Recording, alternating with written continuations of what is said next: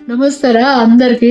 మా తెలంగాణలో political leaders అయిన KCR sir, Hanumantha Rao sir, Malla Reddy sir, Madhavi Latha గారు వీళ్ళు మాట్లాడుతుంటే వినాలనిపిస్తుంది, నవ్వొస్తుంది. ఉన్నట్టు కుండ బద్దలు కొట్టినట్టుగా మజాగా మాట్లాడతారు. హనుమంతరావు సార్ మాట్లాడుతున్నారు చూడండి, ఏది 2000 పథకం మీద ఆడపిల్లలకి 2500 మాత్రం ఇంటికి ఒక్కరికే ఇష్టం.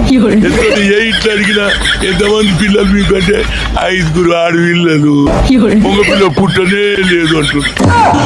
ఇది 100% నిజం. ఇది ఇంటికి మరి ఆడపిల్లలు అందరికి 2000 అంటే కోడలు ఉంటది, తల్లి ఉంటది, బిడ్డలు ఉంటారు. ఇంతమందికి ఇయ్యాలంటే ఏ నుండి తెచ్చిస్తారు?